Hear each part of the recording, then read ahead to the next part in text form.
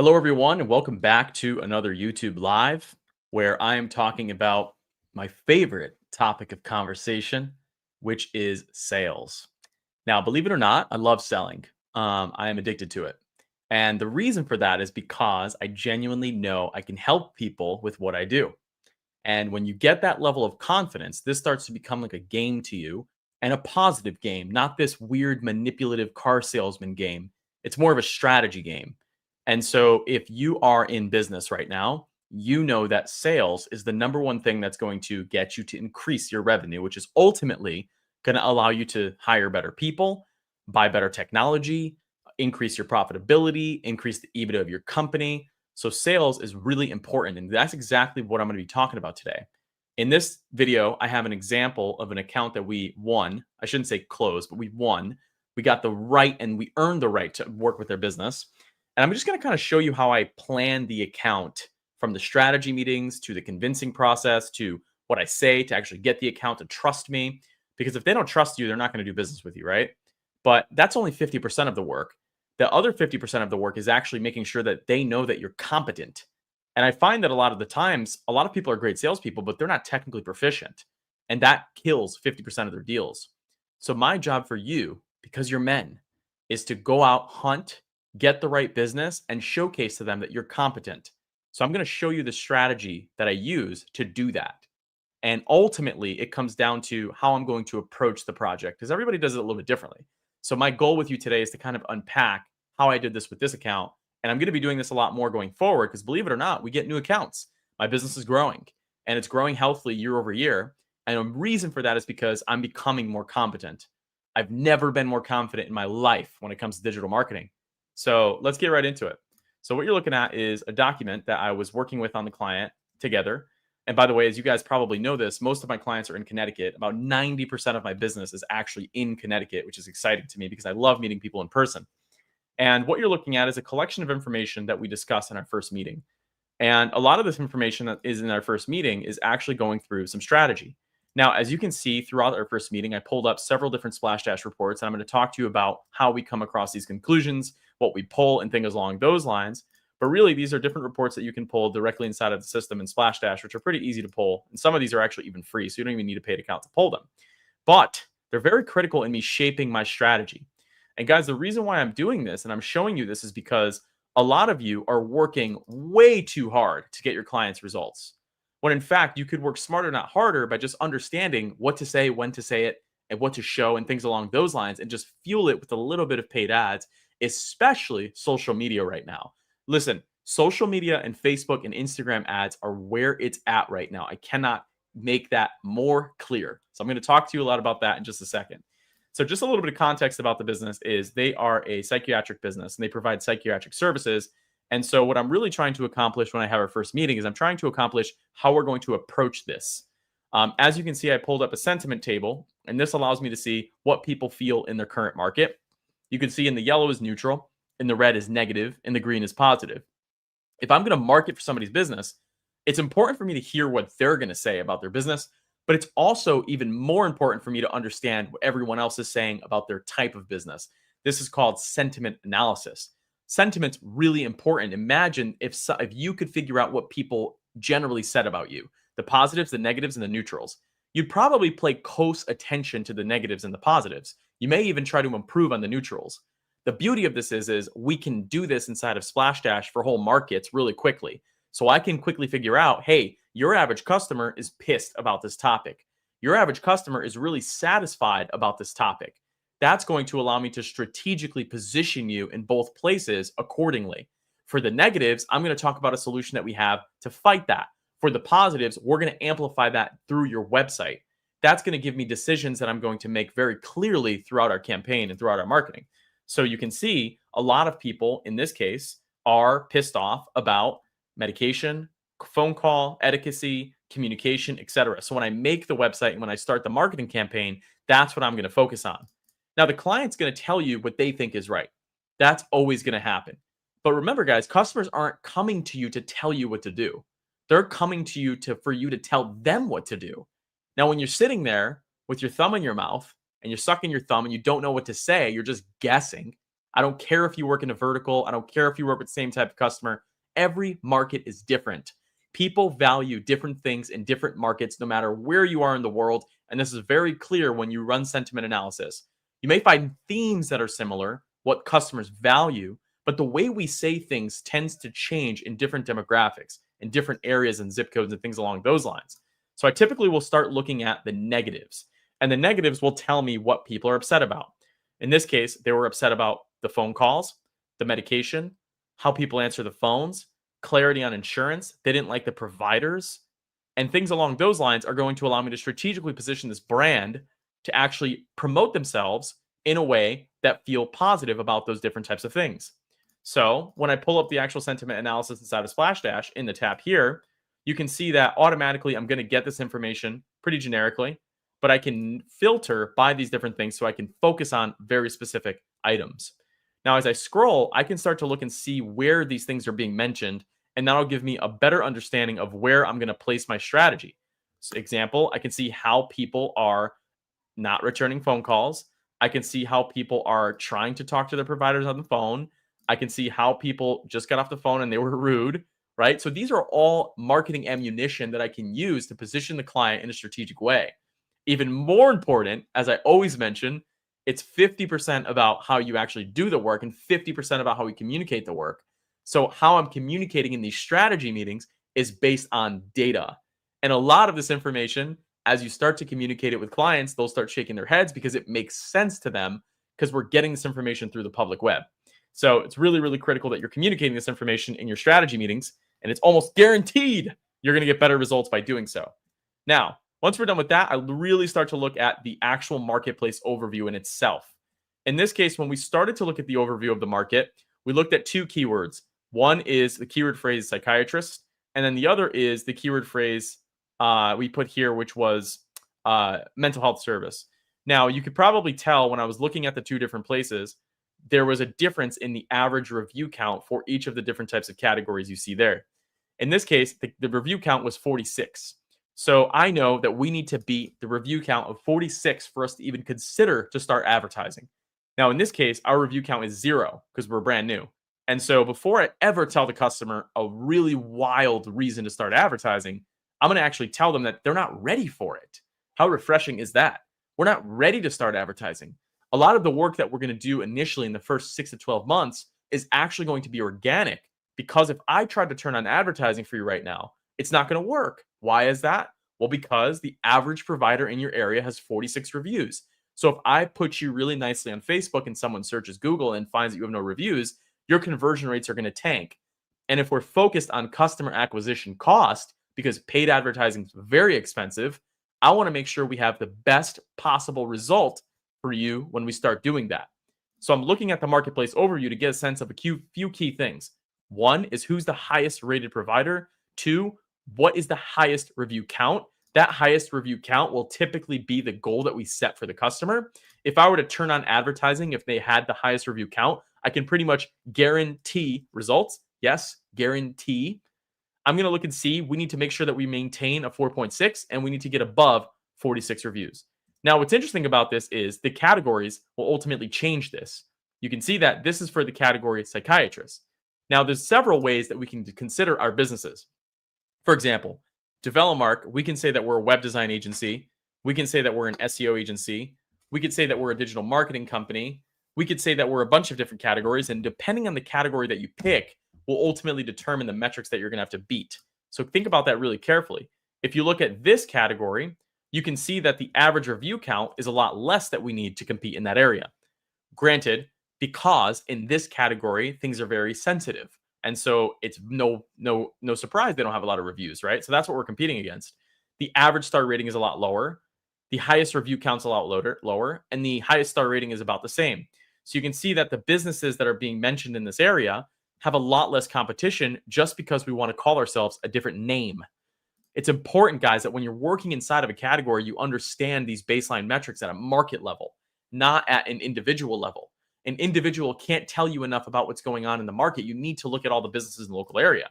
And I like to look at some of the key metrics here, which are the highest star rating, highest review counts, average star rating, and highest and average review count there. Because when I show you the strategy, The strategy is really focused on organic because we're not ready to advertise. And you guys need to start telling that to customers. Like, you're not ready to advertise. And the way that you know a customer isn't ready to advertise is that they don't have the core foundational information that I'm going to show you inside of this video. That doesn't mean you shouldn't take them as a customer. All that means is that you need to work with them in the initial steps to actually get them ready for that stuff. So I'm going to get really technical in just a minute here, but I want to show you from a market level of how I'm approaching this, because this was the first thing that we covered in our meeting, was that marketing starts with the word market. So you really need to understand that information before you start advertising somebody. Then we start looking at the population. Now, this is really important for us because if you're doing local, which I am, I'm working in different demographics each and every single day. So I'm never working in the same marketplace. That's very rare for us. We're working in different zip codes. We're working with different demographics, different financial status, different psychographics, things along those lines. So when I look at this information, I'm going to think about the demographics of what to add to the website, etc. In this case, our top age is 45.5. That means the average person that's going to see an ad or see anything, the biggest population in that area is about 45 years old. Now, that's going to change depending on the market that you're entering. And that's good for you to know, because I'm going to be talking to a Gen X in this case, most likely, if I don't do any targeting. Then I can see that there's a big Hispanic population in the area. So adding something along the lines of admin speaks Spanish directly on the website is going to be really, really important. Imagine you just went into some marketplace, didn't know this information, started putting a bunch of different demographics in your advertising and wondering why you weren't getting results. Well, the reason why you weren't getting results is because you weren't doing the market research that made the most sense for your business or your brand. Now, because you're an agency or because you're working with multiple clients at once, it can be really difficult for you to do this research over and over and over and over again. That's why you can just pull this information really quickly. So as I look at this information, you can see that the biggest proportion of actual users in that area is going to be millennials. Then from there, I can see that a lot of the people in that area aren't actually high income. Now, because this business is insurance based, and so they're really looking for people that have insurance policies, that's not really going to matter that much. However, if I were to advertise a high-end kitchen replacement company or kitchen cabinet company or something along those lines, I would take the demographics of the income levels significantly higher. So it's all about understanding who you're working with and how you're going to position data, how you're going to position yourself strategically to get their buy-in when you're delivering digital services. Really, really, really critical. Then once I understand that information, I'm going to take all of that and really start to think about how I'm going to approach the actual web page. So this is the current web page that I'm going to be updating. And as you can see, it looks pretty bland for all the information that we saw below. Now, if you look at this information right here, if you look at the choices of the images that are used on the website, that doesn't really resonate with the demographics that we're looking at all. The demographics that we saw was a millennial. The demographics that we saw was Hispanic. The demographics that we saw were 50-50 male and women. That's usually pretty never different. If you do find that different somewhere, that's really odd. However, I want to make sure that all of the stuff that I'm updating on the website is actually going to be geared towards that. So a lot of the changes that I'm going to be made on the website are going to be based on the sentiment that I'm going to update. As I showed you before, it's going to be based on a lot of that. It's going to be based a lot on the demographics that are actually being shown in this area. In this case, it's 37% Hispanic and Latino. It's 7% African American. It's 50% white. So I'm going to use this information in helping me create the creative directly on the webpage itself. Because if I look at what's there now, there's probably not going to be a lot of conversions happening if there's 3 white people directly on the website. Guys, demographics really freaking matters. And I know to you guys, you've been doing marketing for so long, you tend to overlook these things. And the reality of the fact is that most marketers do. So what they end up doing is they spend too much time creating invaluable SEO content, creating a bunch of ads that don't convert, creating gigantic websites that get no leads. The reality is, guys, the customer is going to hold you accountable regardless. So you might as well do the least amount of work possible with the smartest amount of strategy. That's where we're going. And that's where we're seeing things really start to get results. Like if you search DevelopMark on the internet right now, you'll see that clients are getting exceptional results. This is not something that we're playing around with, right? Like if you look up our brand and our agency on the internet, it's pretty legit. And the reason for that is because we are spending the time to really understand the scientific advertising process. And the scientific advertising process really comes down to optimizing each and every little 1% that you can to get the most return on investment from the customers. The more you can start to think this way, the more you're going to get an ROI. And I like to use SplashDash, no pun intended here because it is our product. I like to use SplashDash to pitch our ideas. That's going to guide a lot of what's going to go on the actual web page, as you can see here. Pretty much all of our web pages, from the design to the iteration to the copy, falls down to the demographics and the actual sentiment analysis. So now let's get into the actual strategy. So what I'm going to share with you is a scary looking tab, and it looks something like this. Now, if you guys have been following me for the last week or so, or 2 weeks, you've probably been realizing I've been doing a lot of work with this gym called Lift Performance Gym. Very similar situation where they're just one page. There's not many pages on this website. In fact, I think it's actually just one page. If you click on these things here, it just goes to one page on the website, and they're absolutely killing it. They just increased their advertising budget pretty much fivefold. Now, the way that I'm structuring this is the same process that I'm going to do with every single client going into 2026, because the game has just changed. These algorithms don't care about your interest targeting. In fact, if you're targeting interest right now, if you're targeting ages, if you're targeting keywords, just stop. It makes no sense. That's going to be something that in the next year, bidding, interest, age, all that stuff's just going to go away. The reason for that is because when you install this beautiful little thing on a website called a metapixel, what starts happening is you start to just know who to target. So many people think that Facebook and Instagram listens to them every day, when in reality, they could just predict what they want. And so the name of the game here is frequency. How much can I get someone to see my business or brand that I'm working with good creative? As you can see, none of the creative here is garbage. All of it's focused on conversion rate optimization. I'm going to literally do this same thing with the client I'm talking to you about on this video, because I could do less and get more results. Very, very straightforward. So when you look at the strategy here, you can see that I'm going to focus on one key thing. And that one key thing is this right here. It is how many times, which this person right here, how many times can I get Facebook and Instagram to show this one person our messaging? Ideally, that messaging is a call to action, and it is the conversion mechanism that you would like. In this case, it's a free assessment. In the case of the business that I was just showing you, it is a consultation. How many times can I get Meta to show this person that? If I can get them to show it 100 times with 100 different types of creatives, from all of the different creatives we're creating on the internet, from people they potentially know because they live in that same town, in that same location, I'm going into these places, Facebook and Instagram, and I'm not even adding interest. I'm not even touching the audience placement. I'm literally just using Advantage Plus. I'm literally just doing some basic retargeting, doing some lookalike audiences, and the client's getting results. Meanwhile, you're thinking way too deep about the strategy. You're doing way too much time inside of the ad account. Where you need to start spending your time, my friends, is the creative, understanding the population, understanding the sentiment, and creating the right messaging. So anytime we work with a client, that's the exact strategy that we're using. We're taking a long form video. In this case, as you can see, it's probably going to be about 5 minutes long. We're then creating relatable content into shorts, just like this, using something like Opus Clips, which allows you to upload a video once and then get a bunch of short form videos directly inside of your actual platform and upload those all directly to Meta. And then we are sending that traffic to one person over and over and over and over again. Now, I want to show you something here of a real example so you guys can get an understanding of how this works. And I want to show you that this is the strategy that's going to get you clients' revenue over the next year. And so as you can see, what we're doing here is we're doing this simple playbook. If our offer is going to work on 1,000 people in a short term, basically, if it's going to work on a market this big, that means it's going to work on a market this big. If it's going to work on a market this big, it's going to work on a market this big.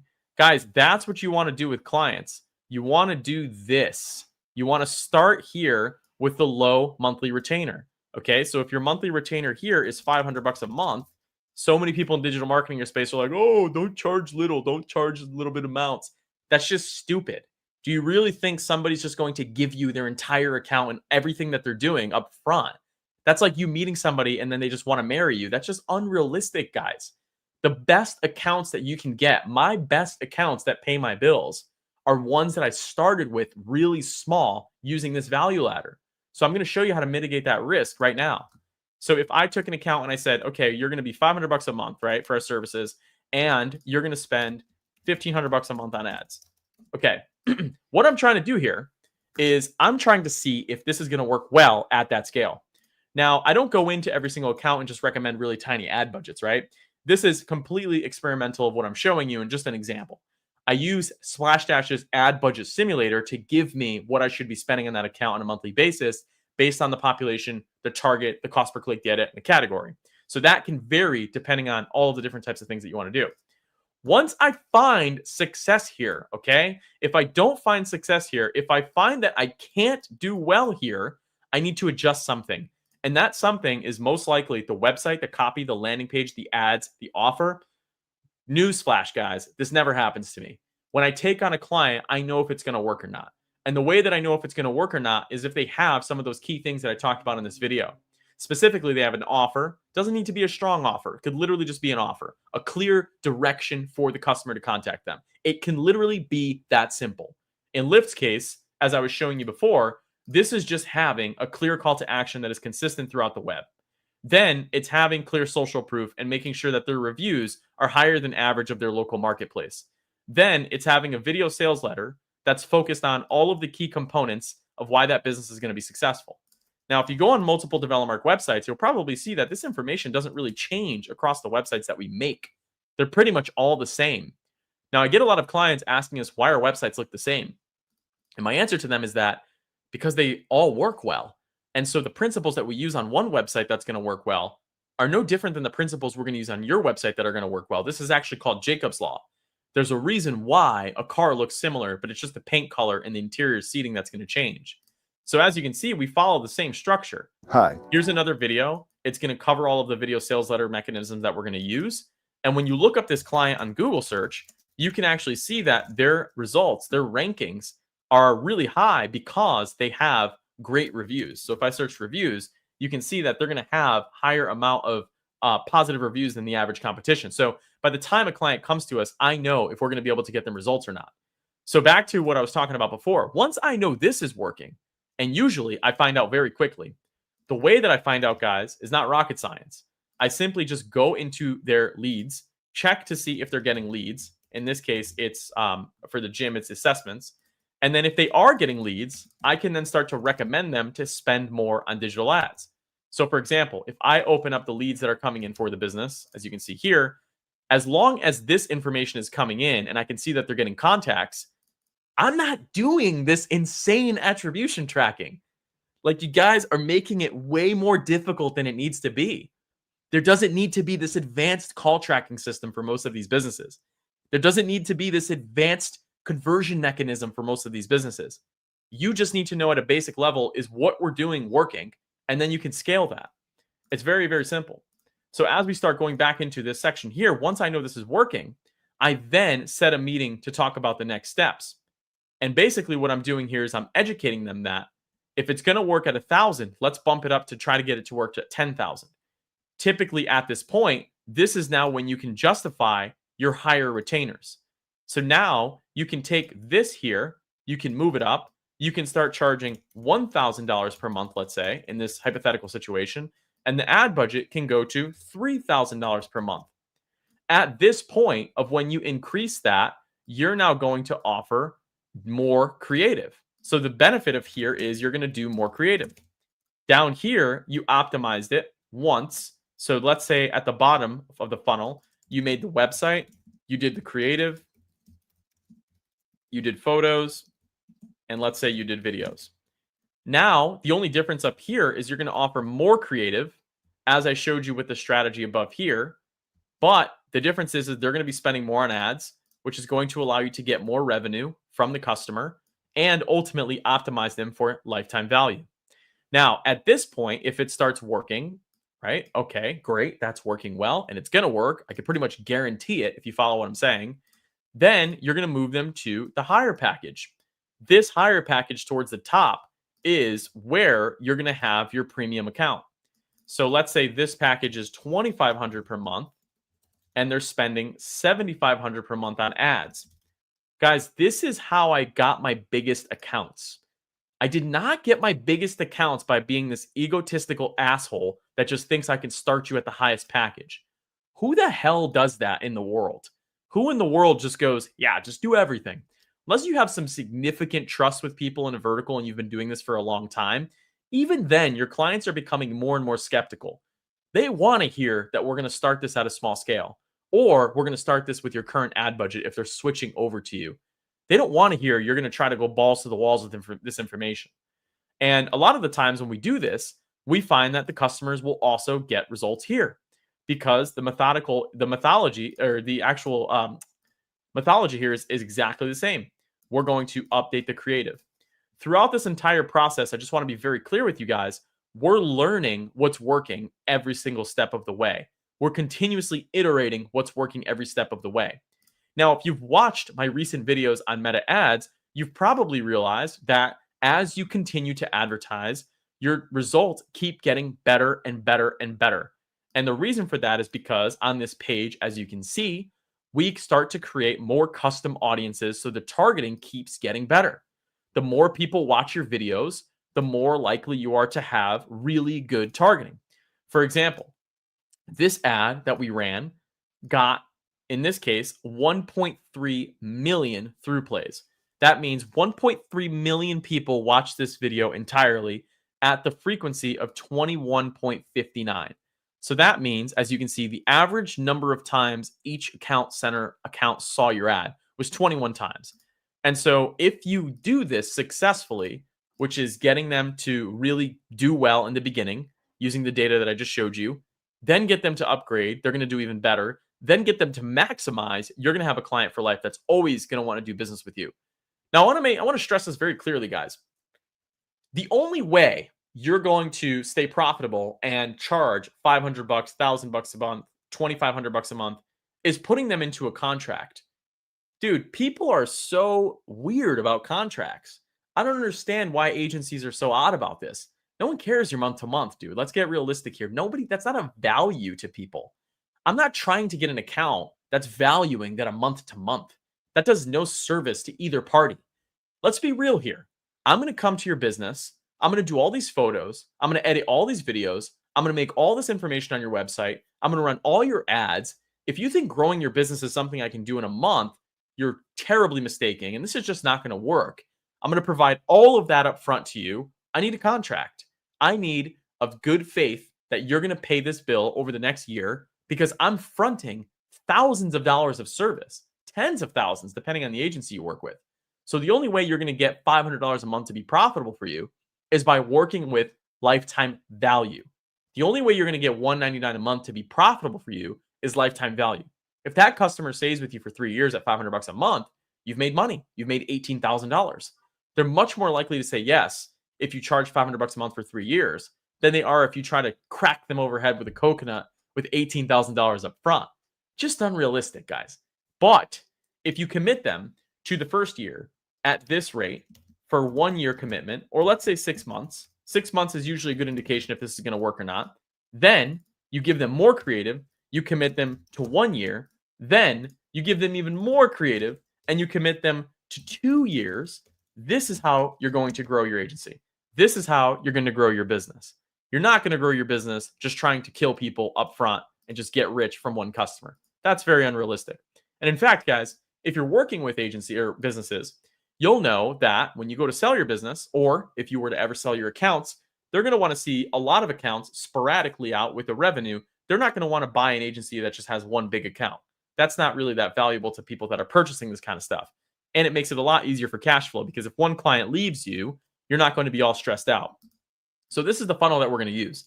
Now, for this specific case scenario that I showed you before, which is this brand new client that we're working with to better understand all their data, they are on step 1. They're right here.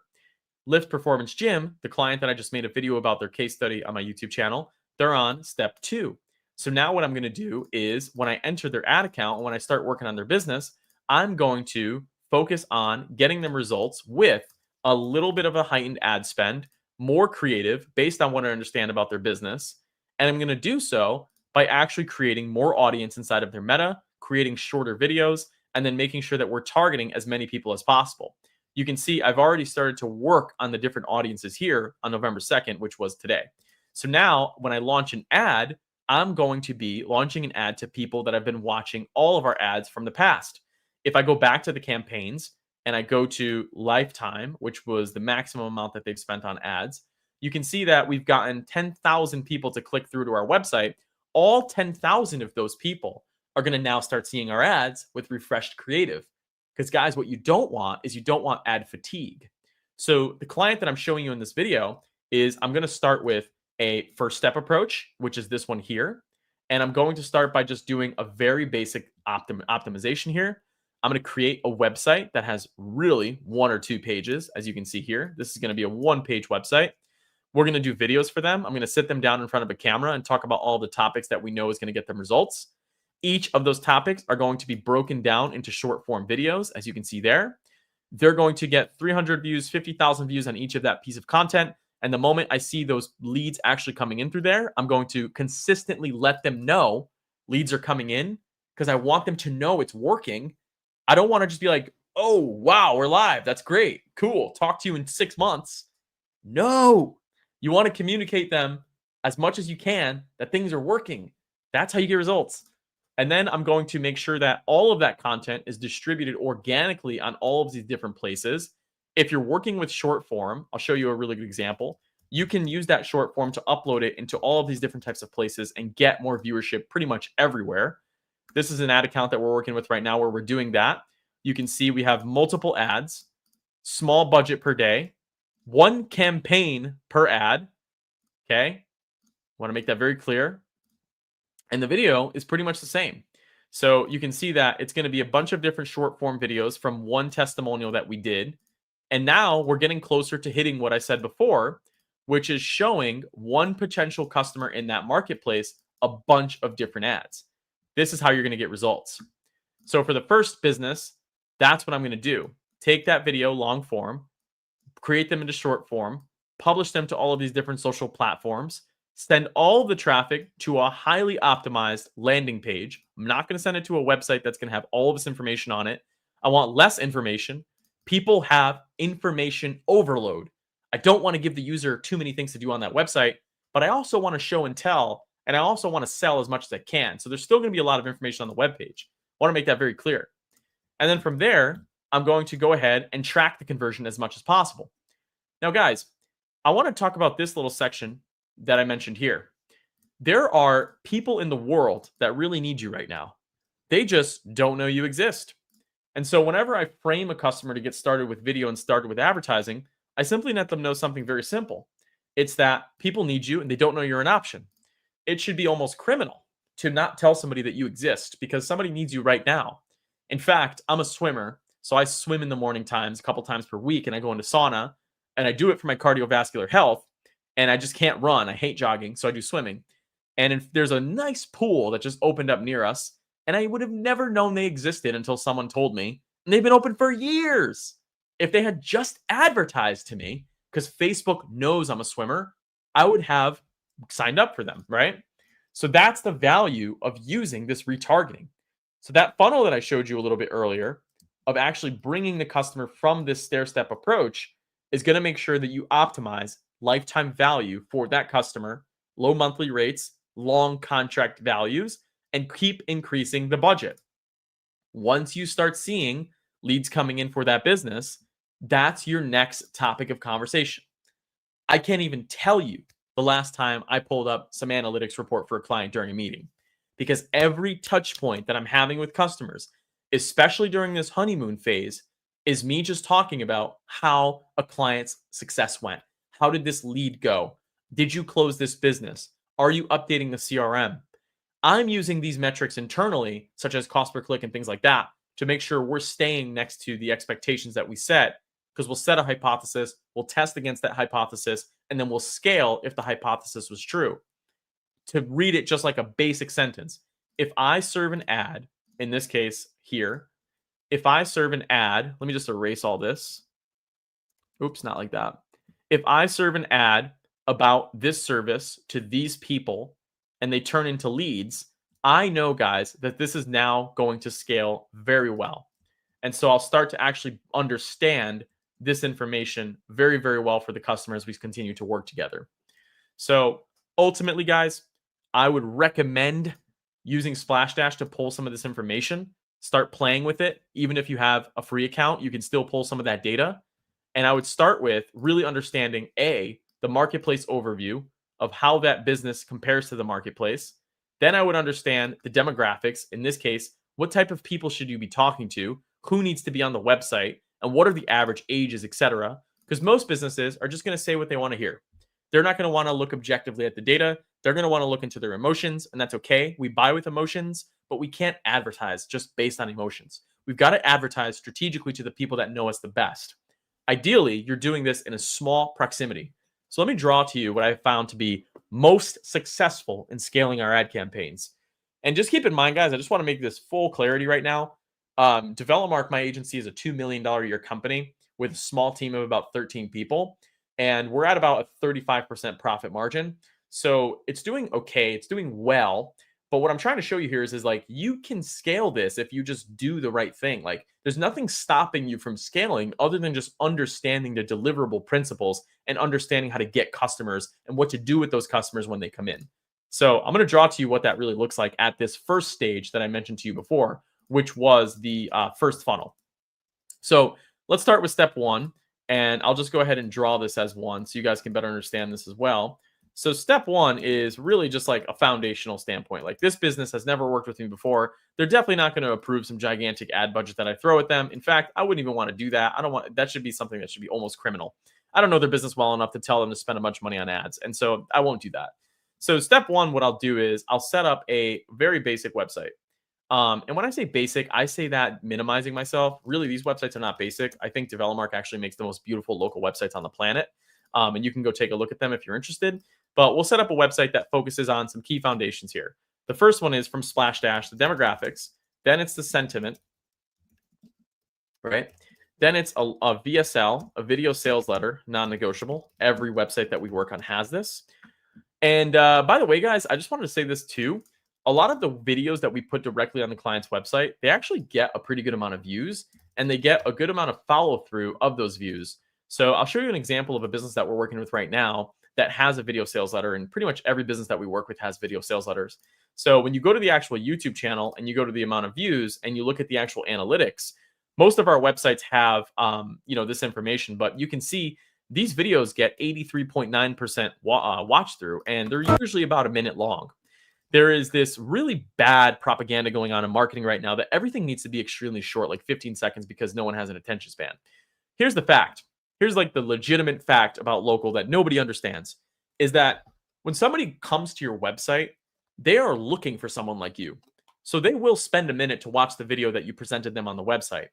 The video is a chance for you to tell people who you are, why you exist, what you look like, etc., because all of those things matter.